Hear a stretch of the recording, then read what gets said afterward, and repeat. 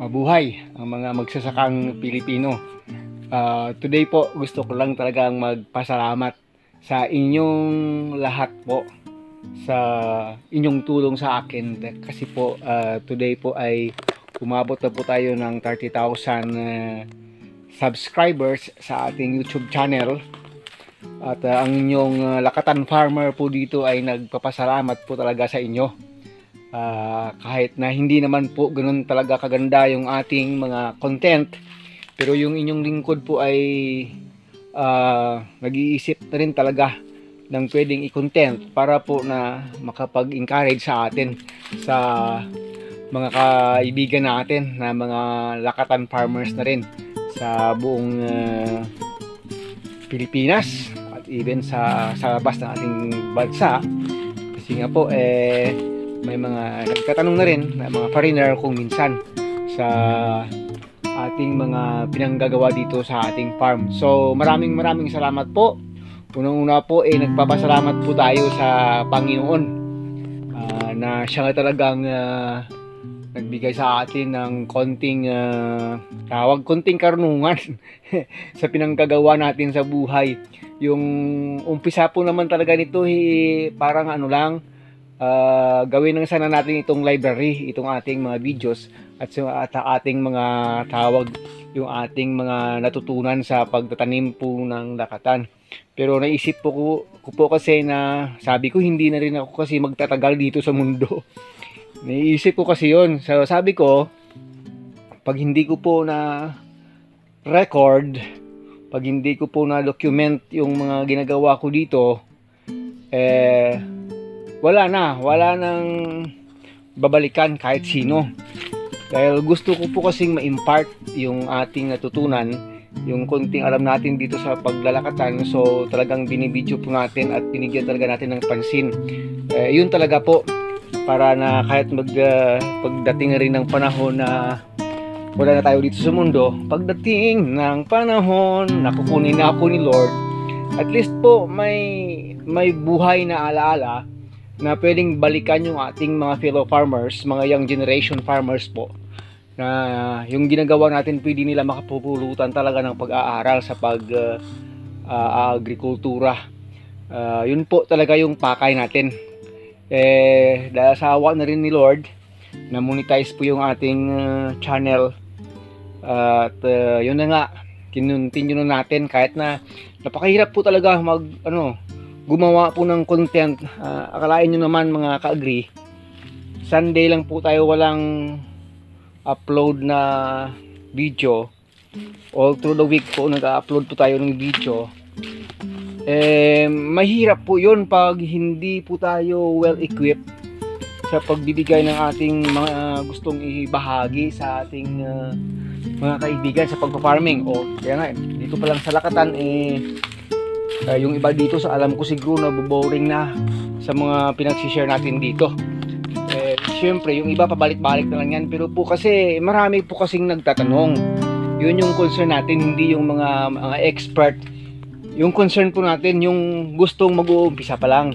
So yun po, dun po nag-uumpisa. Sabi ko kahit hindi ba monetize, hindi upload ko lang ng upload para po hindi naman yung talaga pakay natin yung pakay natin talaga ma-share talaga yung konting karunungan natin, kasi napakarami na po kasing expert dito sa atin. Yung sa atin lang kasi mga ka-agri, mayroon lang kasing twist itong pinanggagawa natin sa buhay. Kasi nga sabi ko nga palagi noon sa inyo, nag-training seminar po tayo sa paglalakatan ng 4 days. Sa awa ng Panginoon, ginamit yung ating ATI. Ano ba yung ATI? Agricultural Training Institute. Yan po. So nakapag-training po tayo. Yung nakuha po kasing nating training doon napakaganda po talaga sa pag-train natin doon sa pagtatanim ng lakatan. Yung isang bagay lang po kasi na hindi ko masyadong nagandahan, halos yung turo sa amin ay chemical approach po talaga. Yun po, chemical approach. So yung lingkod, medyo matagal-tagal pinag-isipan kung ano ba yung gagawin ko dito sa paglalakatan, na magtatanim po tayo ng lakatan na hindi gumagamit ng chemicals. mapa-fungicide man yan o mapa-insecticide o mapa-bactericide, yun po. Dahil may konti na rin tayong background sa organic farming, sa integrated farming, sa IPM. So, yun yung ginawa nating innovation. In-integrate na po natin nalalaman sa agrikultura, kahit na sa mga vegetables natin dati na mga nalalaman, in-apply na rin natin dito sa paglalakatan. So, pag-produce po talaga tayo ng lakatan na walang chemicals na insecticides, pesticides, o fungicide. Gumagamit tayo ng mga organic based na pamamaraan dito sa fungicide, insecticide, bactericide, virus, o yun po, pati na virus, dahil lang po sa wood vinegar, yun po yung nangyayari. So yun, pero yung pinakapakay ko talaga ngayon ay magpapasalamat sa inyo.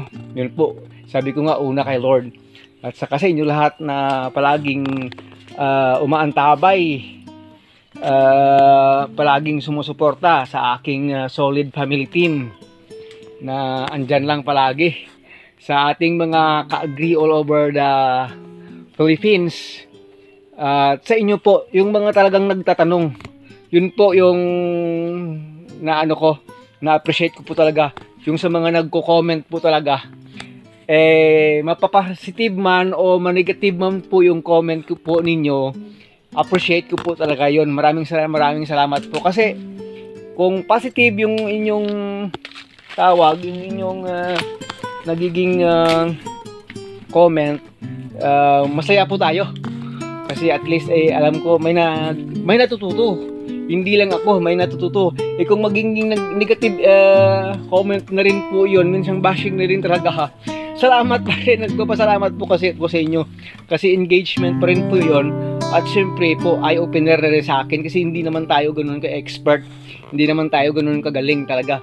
So yung mga bashing, yung mga negative comments po, nagbibigay po sa akin yan ng encouragement pa rin na mapabuti, mapaganda, mapag-aralan pa more yung mga dapat na malaman sa pagtatanim ng lakatan.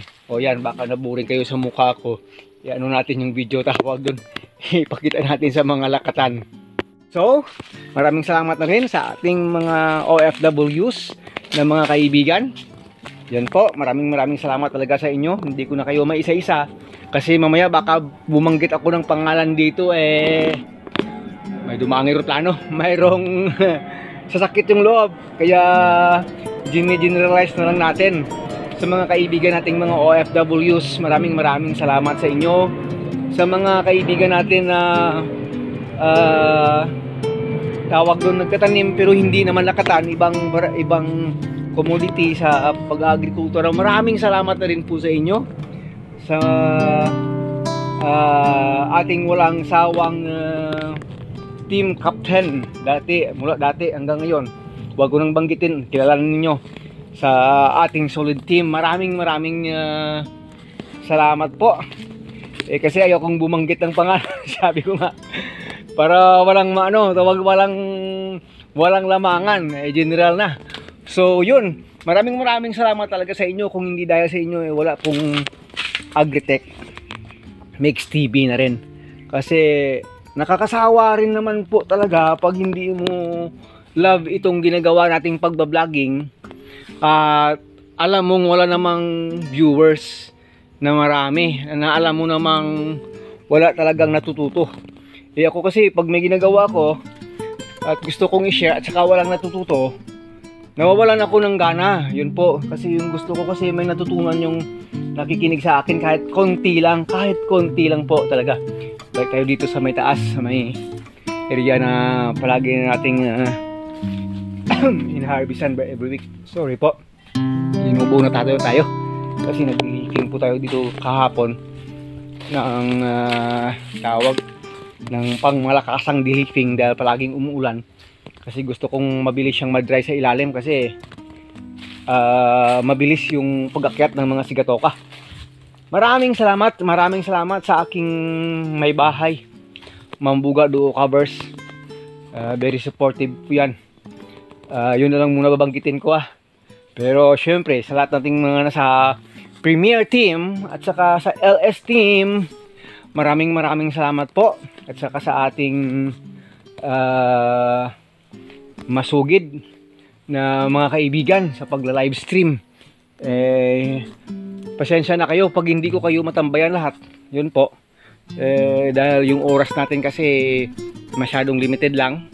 Salamat sa Premier Team na alam naman ninyo, sabi ko baka hindi na ako makapagpatuloy sa Premier Team kasi nga yung nag-iisang pangtambay natin parang susuko na, parang ayaw nang magkipag-cooperate sa akin minsan. Wala pa tayong bagong pambili ng mga gadget, so sasabihin ko na lang sa inyo if one day ay sabi ko hindi ako makasabay kasi kulang tayo ng gadget, kasi una natin muna yung pangangailangan sa pamilya kasi may college po tayo. So yun, at before I end po, yung payo ko lang po sa lahat na gustong sumunod sa ating yapak dito, palaging magdasal po, palaging iasa sa Panginoon, palaging si Lord yung unahin. Kasi po itong makikita ninyo sa paligid, wala naman po kasi ito pag walang gabay ng Lord So happy po ako mag-share sa inyo na it is our faith, it is my faith, na gusto ko maipakita sa inyo na dahil may Diyos, dahil may Panginoon tayo, nangyayari itong mga bagay na ito sa aking buhay. Kaya sabi ko naman sa inyo, lahat ng glory po ay hindi po sa atin, kundi sa Panginoon lang po talaga mga ka-agree. So ayun po, maraming salamat. Yun talaga yung pinakamaipayo ko, lalo na yun, medyo na yung panahon natin. Magulo na sa ibang bansa. Sana naman yung Panginoon magpapalakas ng ating faith sa Kanya talaga, na kahit anong mangyari sa buhay natin, kung ano mang dagok yon, kung ano mang problema yon, ay kay Lord talaga tayo kakapit. Mapaganda o mapapasama man yung ating sitwasyon, na sana'y hindi tayo aalis sa Kanyang presensya, na sana'y huwag nating bitawan yung ating faith sa Kanya. So hanggang sa muli, Agritechnics TV po nagpapasalamat po talaga sa inyong lahat. Mahal ko kayong lahat, pati bashers, mahal ko kayong lahat. Maraming salamat sa inyo. Napakalaking tulong yun sa akin, kasi yun nga sinabi ko, I am learning, even na matanda na tayo, I am learning from your negative comments. So once again, Agritech here, hanggang sa muli, God bless us all.